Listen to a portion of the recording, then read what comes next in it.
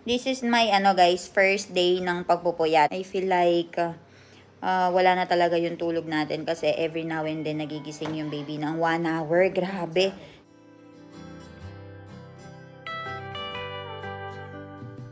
Ang tahimik naman ng baby ko. Fresh from the bath kasi siya.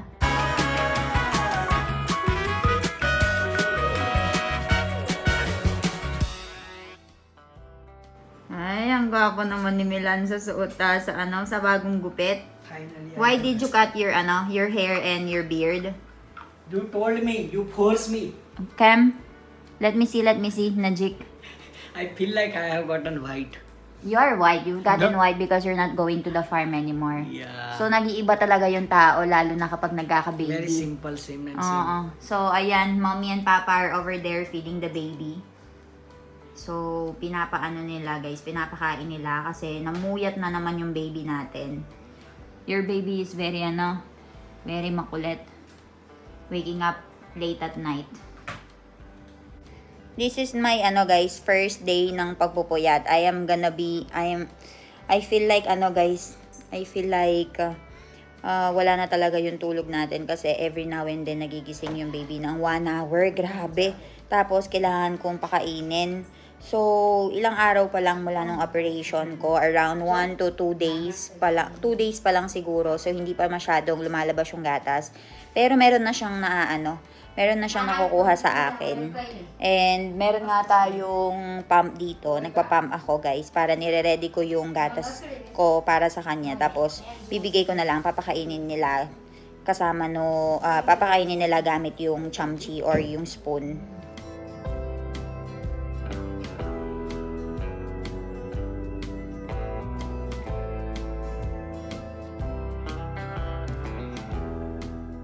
Actually guys, tinanong ko nga ito kung bakit hindi pa nila pinapaliguan yung baby. Kasi sa Philippines, pinapaliguan na natin, di ba? Pero hindi pa daw kasi naaalis yung umbilical cord. So, hahayaan mo na nga daw nilang matanggal yon. Pagkatapos, papatuyuin. And then, after nun, makakaligo na daw si baby. So, for now, ang ginagawa muna nila is, meron silang hot water dito. Then, pinupunas-punasan muna yung baby para nga kahit papaano, maging fresh siya.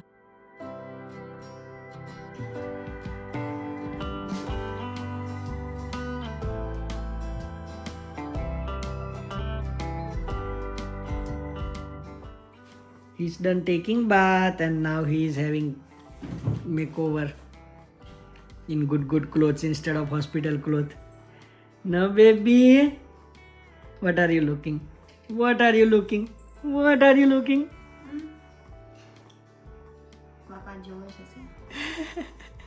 He is not looking at me. I don't know, he's becoming so much red guys. Look, he's already red just by putting simple wet mop on his face. And this is Filipino cloth. If you guys remember, we bought it.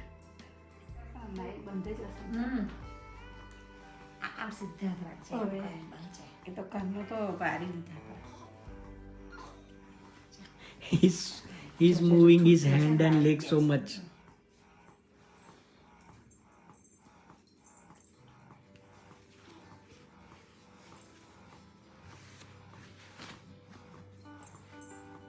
I don't know, for you guys it's not white, but for us Indian it's a really white baby.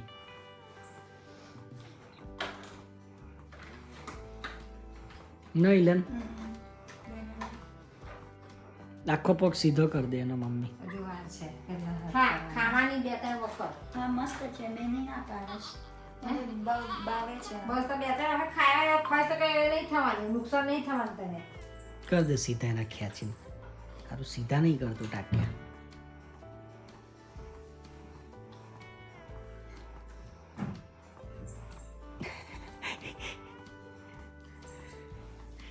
babae or lalaki? You look like babae? Hindi lalaki?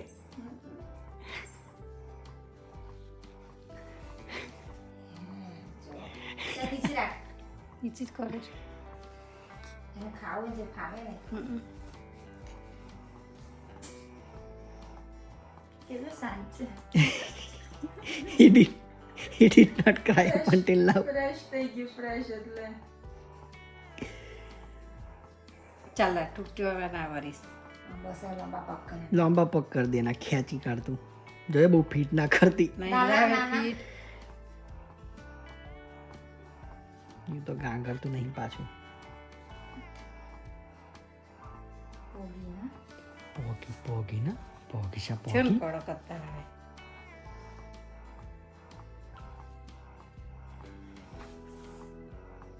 लला के दाव लला के पूजा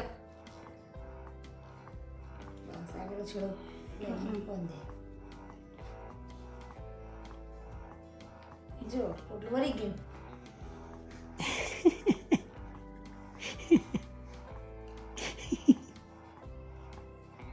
si Dolsor Taigyo aku pwede sa Jojo Ang tahimik naman ng baby ko. Fresh from the bath kasi siya. So, ayan ang tinitignan niya. Nagtitingin-tingin lang siya ng ilaw. Pero ang problema sa kanya, guys, namumuyat siya. Sa umaga, gising tulog. Minsan natutulog siya. Maghapon siyang tulog actually sa hospital. Tapos kapag gabi, doon siya gising. So, kailangan natin palitan yung yung timing niya. And right now guys, nagpapampa ko and ang dami nilang pinapainom sa akin. Pinapainom nila yung suwani pani or parang pinakuluan na suwa para yun daw yung pampagatas. And I see improvement naman. And nung last umuwi ako ng Philippines, meron silang binigay na Milo sa akin. So binibigyan ako ni mami nito. Siya mami? pineapple no juice Humate. taka rujay vegla Okay, so binigyan ako ni mami dito ng pineapple juice for my sugat daw. So inumin ko daw to para agad gumaling yung sugat ko. And fresh yan tame pela banay fresh kayo laili dute. Blender mate. So binlend nila guys and then ayan. And inumin natin siya for the baby and for the sugat natin. And ayan na. Nag-umpisa na yata siyang Uy, nag-umpisa na siyang umiyak. Huwag ka muna umiyak, bebe. Painumin mo muna ako ng pineapple juice. So, ngayon guys, nandito kasi si Nita Foy sa bahay namin. And she is helping us currently sa pag-aalaga ng bata. So, she will be staying for 4 days. If hindi ako nagkakamali, mga 4 days siyang nandito sa bahay namin para tulungan kami. And then, pinapag full time na namin si Sonal Masi dito sa bahay. And si Milan, dahil nga napakadami niyang mga duties na hindi nagawa dahil nga nasa hospital kami. Baka sa mga susunod na araw kasi is mag-duty siya. So, kailangan namin ng katulong. And si Janu, I think si Milan tsaka si Janu pupunta ng Varodra ngayon kasi tatapusin nila yung schoolworks ni Janu. So, sobrang busy kami this past few days, guys. And ang daming mga ganap. Kaya and nakikita nyo, ito yung first day ko as a mom. First day as a mom. Hindi naman. First day ko na mag-alaga ng bata kasi nga medyo nakakagalaw-galaw na ako. Hindi na masyadong mahabdi yung sugat ko. And kagabi talaga, every nagigising siya, pinapakain ko siya, pinapa-breast milk ko siya. And then, every 1 hour, 2 hours nagigising talaga siya, guys. Kung hindi siya basa, medyo may dumumi siya. Kung hindi siya dumumi, gutom siya. Tapos, si mami, kasama ko nga din siya yung nagpapalit. Kasi nga, hindi rin ako masyadong mga kilos-kilos. Ang kaya ko lang gawin is magpa-breast milk and mag-pump, tapos mag-burp. So, ayun lang. Siya yung nagpapalit kapag nagdudumi nga yung baby namin. So, kapag makakilos na ako after 1 week, papagpahingayin ko na siya and mag-alternate kami. So, ayun, inumin ko muna itong pineapple juice. Balitaan ko kayo later. Harot siya.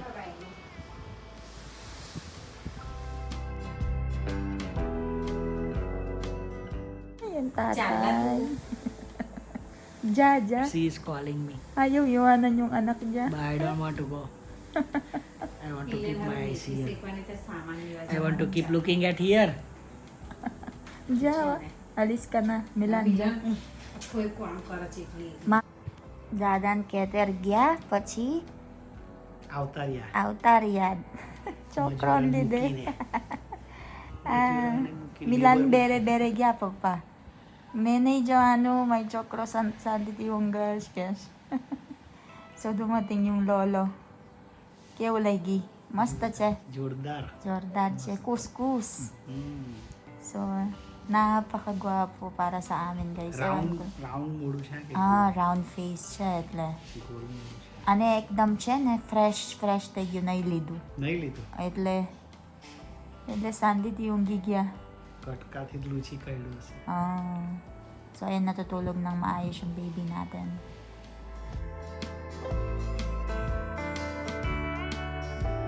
So ayan guys, pinapakain na naman ako nitong coconut pero ginawa nila, niluto nila siya, pampagatas daw to. So pinapahiga din nila ako kasi nasa tahi ko. So kainin natin to habang nakahiga.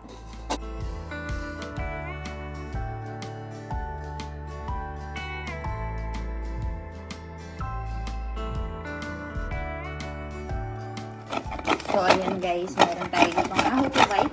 Kopra. Coconut. Coconut. So, meron tayong coconut dito, guys. And, ginagawa ngayon ni Nita Poy. Huba na ano, Nita Poy? Huba na ano? Methi. Meti. So, gagawa tayo ng meti dito. Dood mate, pregnancy mate. Pregnancy mate. Okay. So, this is for the dood. For milk to come sa akin. So, ginagawa na ito especially. So, ang dami na niyang nagawa dito. Grated na siya. So, ayan. Tignan natin yung procedure mamaya kung paano nila gagawin yan. Ang dami nilang ginagawa. Aki luche, 1 kg. 1 kg. 1 kg of coconut like this. Ang hunay ko tame ko. घी ने कोपरू. Ghee and coconut. So, abas, video ka sunod. ना से के પછી પીસવાનું એટલે. Okay. So, ngayon guys, niluluto na ni Nita for yung natin, ghee and coconut. Tapos, pisuan mo એટલે blender ka. Blender કરવાનું. So, yung blender lang daw ito. પછી બસ થઈ ગયું. ના પછી હજુ અડદનો લોટ ને શેકવાનો બેટા. પછી આમાં મિક્સ કરવાનું. So, ang dami pa palang procedure nito. બહુ વાર લાગશે પણ ના. બહુ બધું પાટ ઠંડુ પડી જાય ને Ah, એટલે પીસાય સારું ને આમ એટલે. okay. So, papalagay muna daw nila ito and then the blender. Then, lulutuin ko. So, ayan siya. Yung medyo maulong ngayon, guys.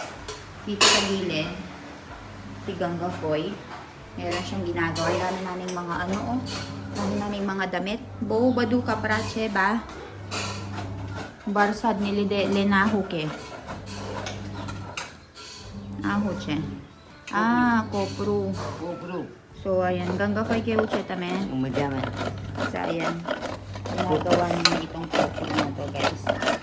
Tignan nyo guys, ang dami naming mga labahin tsaka yung mga damit ng bata. So, yung nagiging problema talaga dito kasi hindi umuulan nga. So, dahil maulan, hindi natutuyo yung mga damit.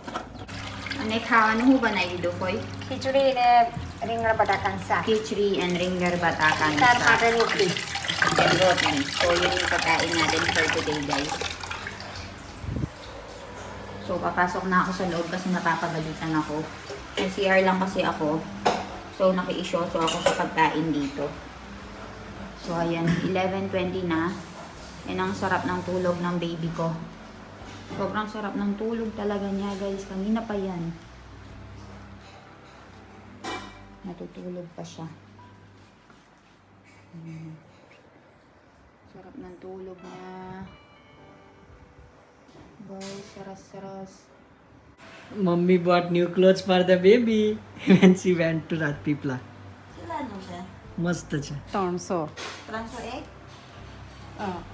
Transo no? 300 નું એક કાપડ જો ને તો એકદમ Ba? બહુ Ito મોંઘું may છે kawali ba? પછી મોજા and baby is sleeping no જો from how long is she sleeping sleeping 3 ટોપી. very pretty handsome down cap what else પછી મોજા.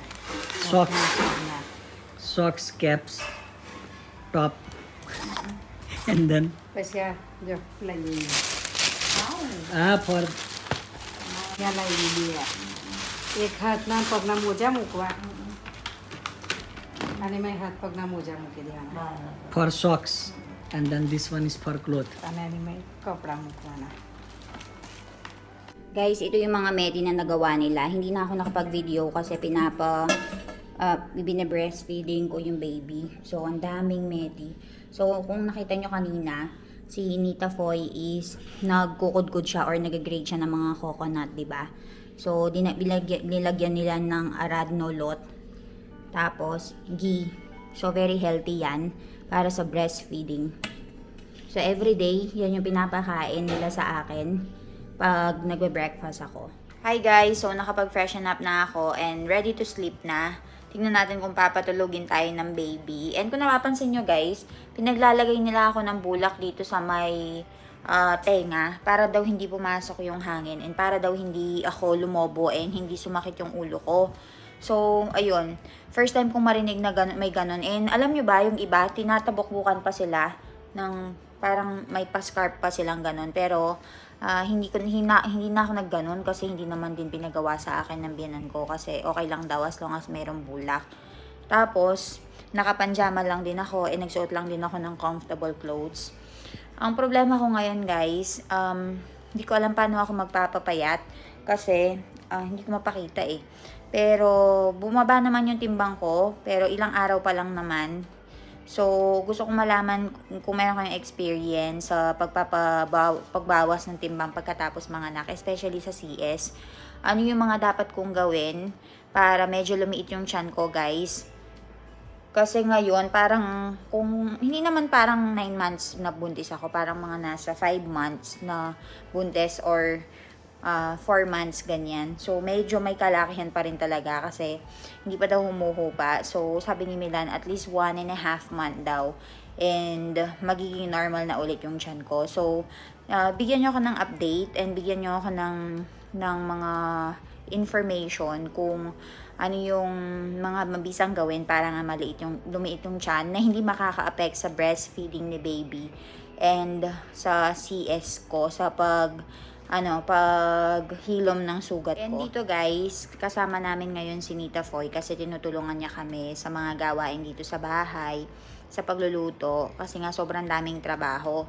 Kaya kahapon, sobrang dami naming mga damit na galing sa hospital. So, tinulungan niya rin si Sonal Masi sa paglilinis ng mga yon.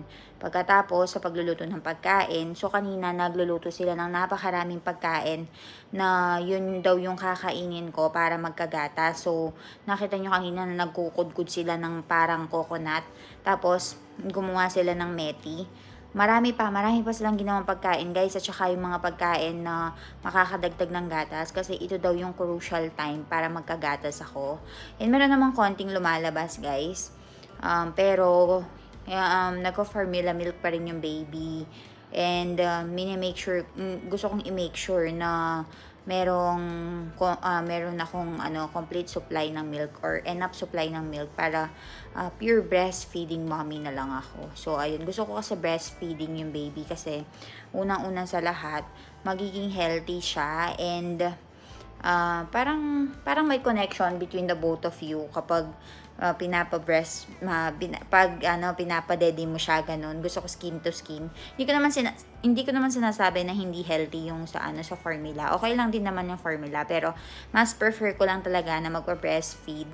So gusto ko talaga na magkaroon ng idea kung paano ba magkaroon ng enough supply ng milk. And hindi na namin kailangan pang bumili ng formula. So ayun, balitaan ko kayo bukas kung anong mangyayari, kung papatulugin ba kami ng baby namin or hindi. Pero for now, pagod ako guys. Hindi ako nakatulog kagabi kasi nga gising yung baby namin ng gabi. Tulog siya ng umaga. So tignan natin kung paano mabalitan yung schedule niya. So I'll see you all tomorrow. Bye bye.